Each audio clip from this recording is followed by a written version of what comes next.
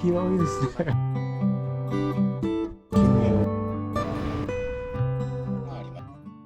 こんにちは、ハミニクチャンネルです。貝の沢温泉、朝風呂が気持ちよかったです。ここからいよいよ男鹿半島に入ってきます。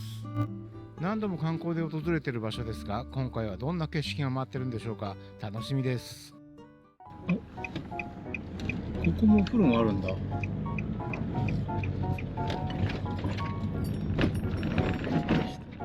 っかいな。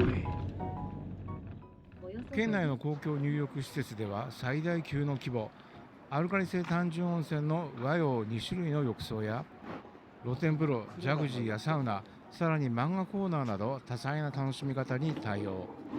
残念ながら現在は源泉に問題があり、若潮で対応されているそう。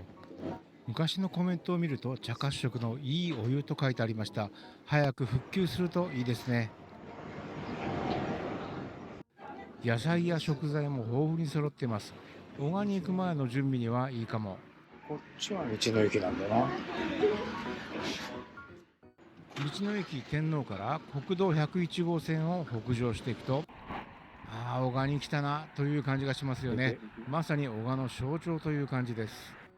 こんなにいるんだ、花弁の。すげえな。鹿児島のボゼとか見てみたいな。船越水道を渡る橋を登っていくと、目の前に寒風山が見えてきます。360度の展望が素晴らしい寒風山。特に夕暮れ時、日本海に沈む夕日は本当に素敵です。今日は一人なので素通りです。寒風山を右に見ながら海沿いを進むと、赤鬼が口を開けて待ち構えてます。ここは男鹿半島の付け根の部分、観光気分がぐっと盛り上がります。中は普通ね。海沿いの道の駅、今日の晩ご飯を探します。スタンプラリーのスタンプもダッシュしましょう。やはり生ハゲ推しですね。前に瀬戸祭りに参加しましたが、生ハゲの迫力に圧倒されました。2月に開催される行事で寒いですがおすすめです。そしてここは魚が安い。しかし3万円おろしてくれますが、刺身にはしてもらえず。自分で刺身にできればこんないいところはないんですが、残念。小川原での買い物を諦めて男鹿温泉郷に向かいます。ここには過去2回も入浴に失敗した場所が。ここから近くの生ハゲ館、生ハゲの実演や歴史、様式などが学べます。男鹿に来たら外せない観光施設です。日本人を守る会会員の雄山閣さん、過去2回お邪魔してますが入浴できてませんでした。特に前回は2時までの入浴時間に間に合わず涙を流しました。今回は十分余裕を見てやってきました。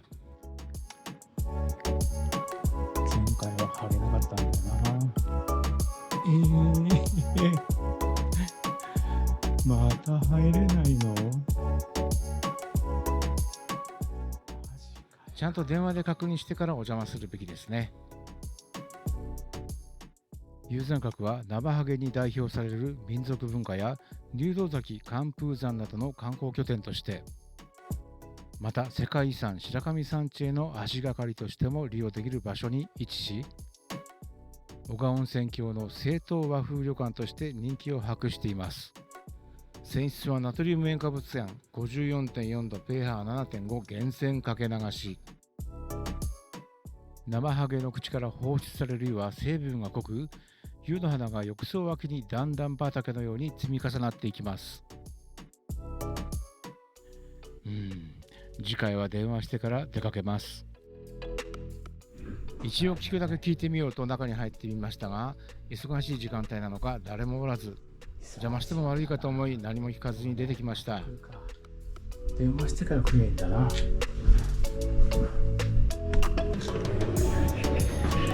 残念でした。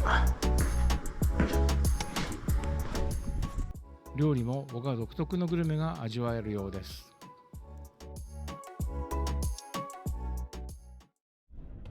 友山閣から海側には温泉ホテルが立ち並んでいましたが、私はあえて少し離れた温泉旅館に。600年以上の歴史がある温泉旅館、湯本さんです。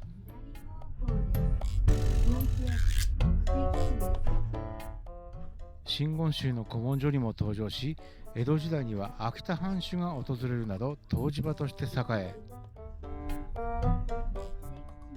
明治から昭和にかけては大淵七兵衛旅館の屋号で親しまれ、子宝の湯として現在に至っています。ここもか。入浴は午後3時よりまだ2時間以上ある。事前確認が足りませんでした。困ったね。ここもダメか。男鹿半島は全滅だね。入りたかったな。小宝の湯なんだ。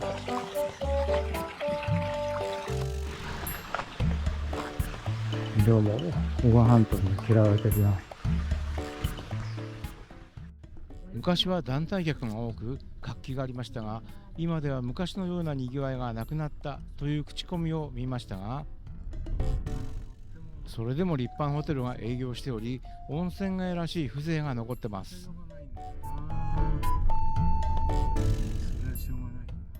特に気になったのは生ハゲライブ。男鹿温泉交流館5風で夜に行われるようです。瀬戸祭りでの素晴らしい演奏を思い出し、見たいなと思いましたが、夜までは待てませんでした。瀬戸祭りに来た時に太鼓のチームがすごかったんですけど、生ハゲライブってここでやるわけじゃないよね、きっとね。とうとうお風呂に浸かれないまま男鹿半島を後にします。次回は下調べをちゃんとしてから来ることにします。男鹿温泉郷から日本最大の干拓地大潟村へ、今日の寝床へ向かいます。かつては大きな沼地だったところを農地として利用するために干拓、道がどこまでもまっすぐです。この辺り、春には菜の花と桜が同時期に見れる名所。妻も来たがってました。そしてこんな珍スポットも。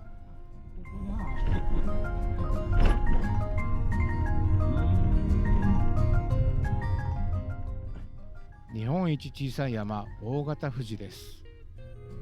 日本一低い山。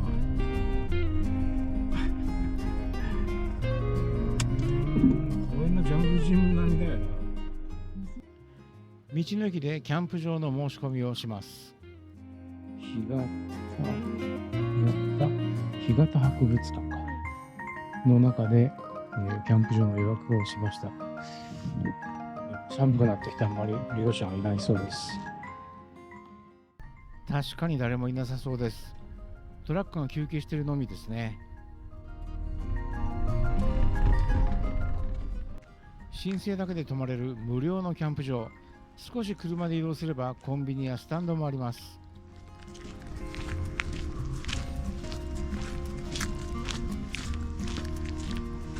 夜は真っ暗かな。夏には多くの鳥やウシガエルなども現れるようですが、この季節は静まり返ってます。キャンパーがいました。夜までいてくれればありがたい。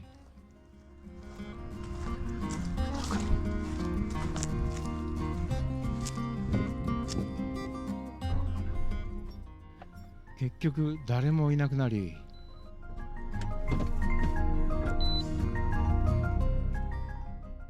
あまりの暗さと静けさに逃げ出しました。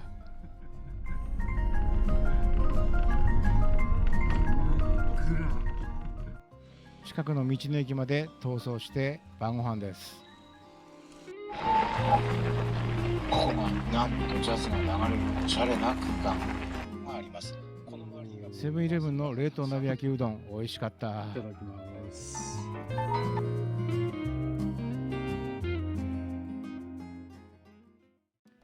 おはようございます。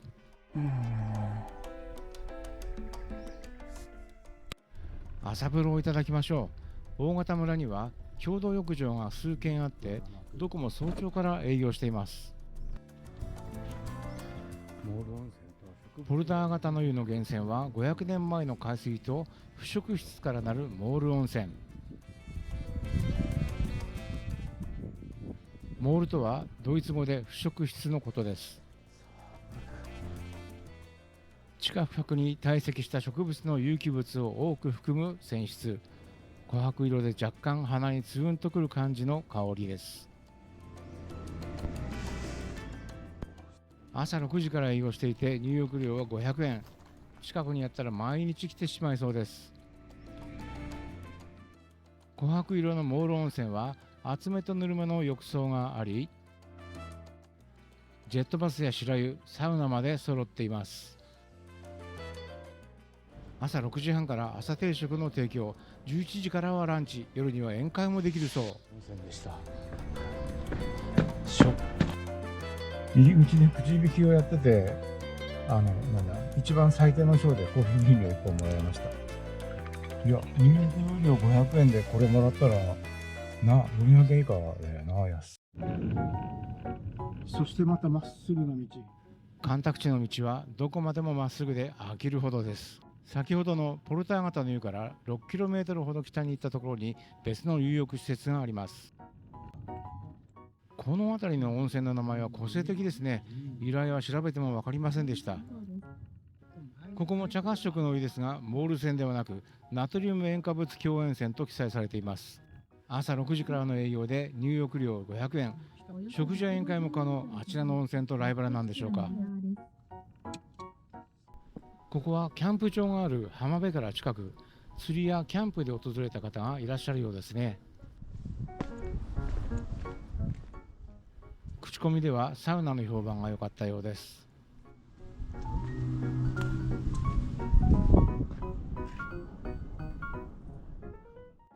強塩泉の他に炭酸泉もあり、こちらもゆっくり浸かれると高評価。サウナや多目的ホール、宴会場なども備えており、研修などにも利用できそうですね。近くのキャンプができる浜に寄っていきます。大好きな場所です。最初は風車を見つけてこの場所へ。幻想的な風景にすっかり魅了されてしまいました。お疲れ様でした。何回目だろう、ここ来んの。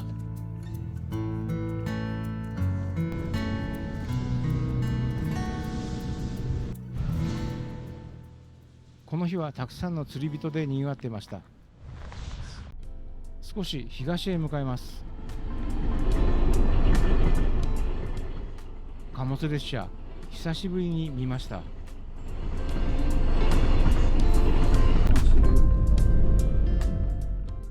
浜にあった観光案内の看板で見つけました。完全にノーマークの温泉街。全体的にひなびたいい感じの場所です。足湯はお湯が張ってませんでした。タイミングが悪かったんでしょうね。止まっちゃってるのかな。字が読めない。少し人災な家ですよね。50年以上営業してきたホテルですが、今年閉業したそうです。廃墟。看板も壊れちゃって、随分飲み屋ばっかいっぱいあるな。温泉に入れそうなところを見つけました。電気がいっぱいついてるんだ。昭和27年に石油の掘削中に噴出した強塩泉、田んぼから突然出たそうです。当時は8路型の干拓工事中で、作業員らが利用し大いに賑わったそう。日帰り入浴500円、泉質はアルカリ性強塩泉の源泉かけ流し。そのしょっぱいこと、通常は酸味が伴いますが、ここは純粋にしょっぱい。体の芯まで温まるいいお湯でした。めっちゃしょっぱかった。普通はしょっぱいっていう、ちょっと酸っぱいのしょっぱいのとか多いんだけど、えぐみが出るほど塩の味がした。ここから北へ向かい能代市に入ります。とりあえず能代の観光地へ。能代ねぶ流しのアピール施設、祭りの映像や大型灯籠、大凧などを間近で見ることができます。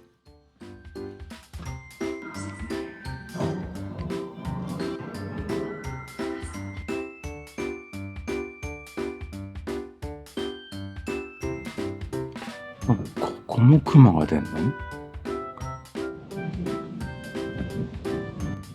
すごい景色だけど寒いな。展望台から日本海が一望でき、海を行き交う船や洋上風力発電の風車も見ることができます。ただし上りは階段のみ、100段もあります。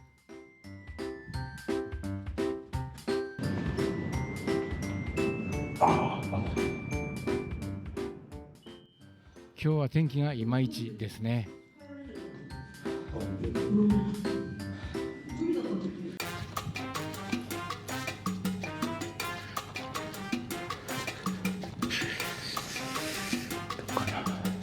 熊出没。お子様が喜びそうな演出、ここも無料です。熱帯植物園の入り口。熱帯植物だ。東北電力の PR 施設ですが、無料で植物園や子供が遊べる噴水などを提供しているそう。地域の方にとってはありがたいんじゃないでしょうか。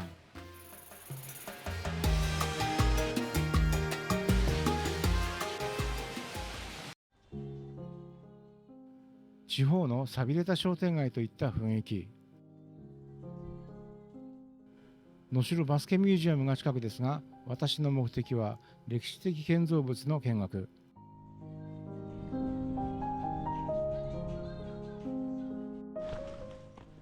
天然秋田杉の良材を余すことなく使用した昭和12年の建築。天然秋田杉の殿堂、木都能代の象徴と称されています。木都として栄えた能代市の木材加工技術を伝える歴史的建造物です。見学っていいんですか？はい、どうぞ。はい。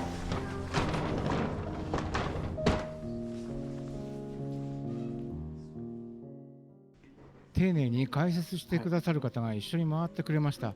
おかげで興味深く見学させていただきました。能代は秋田杉の産地として栄え、この料亭の客は木材の商いで財を成した商人や海運業者。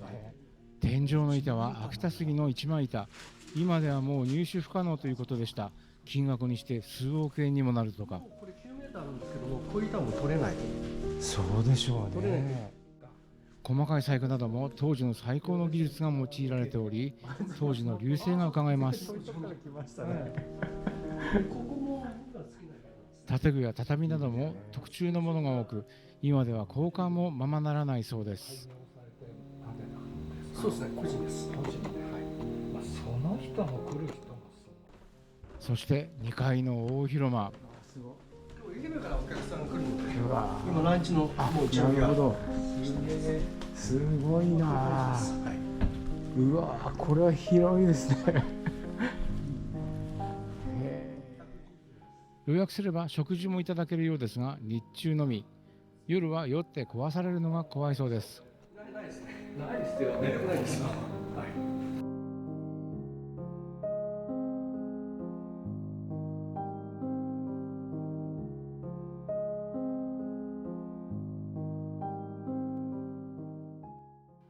お忍び用の入り口、従業員にも悟られず出入りしたそうです。将棋の対戦が行われるようなところなんですね。思ったより面白かった。能代に来たらぜひ見学を。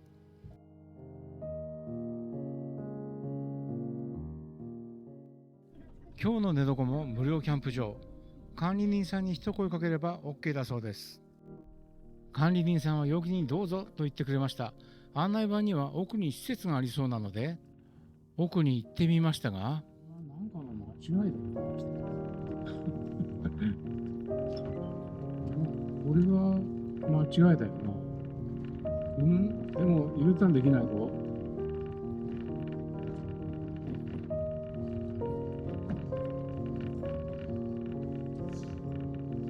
れは U ターンできないぞ。どうしよう。もうどうしよう。これは無理だな。サイトはここ管理棟の近くでした。あったかい時に来たらいいとこだよな、静かで。夜は管理人も帰ってしまい全くの一人。車から一歩も出ずに就寝。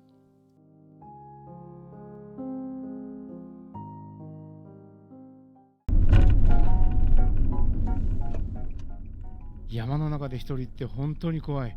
風で葉が擦れただけで飛び上がります。出てきたついでに共同浴場へ向かいます。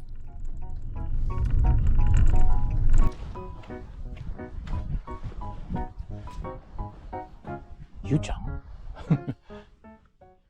基本的には地域の高齢者向けの施設ですが、外来の入浴も可能。大人300円、地域の高齢者は100円。共同浴場というよりは高齢者向けの施設という感じ。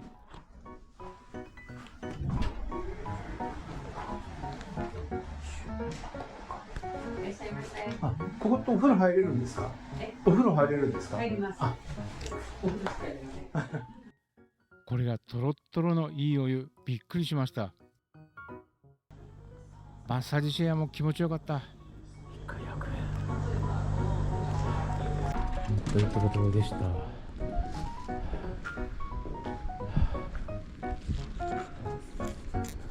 すごい、300円安いね。後ろの高齢者は100円だって。もう一軒行けそ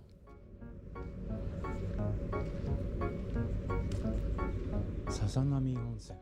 秋田内陸線の途中下車で入れる位置にある温泉。夜間で周りがよく見えなかったんですが、食堂もあるようです。す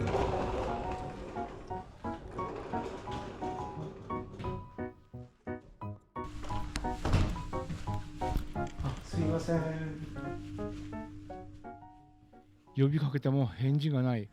どうやらすでに閉める準備をしていたよう。悪いことをしてしまいました。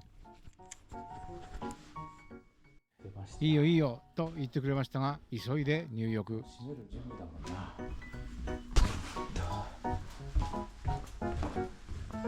誰もいない。泉質は単純温泉。以前は強烈なナトリウム塩化物強塩泉だったようですが、パイプの破損で掘り直したら単純温泉になったようです。普段使いにはこの方がありがたいですよね、きっと。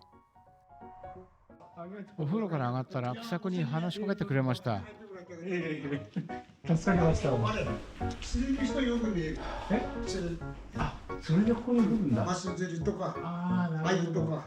あ吉野ほら川全然ダメだもんな。あ、寝に行って。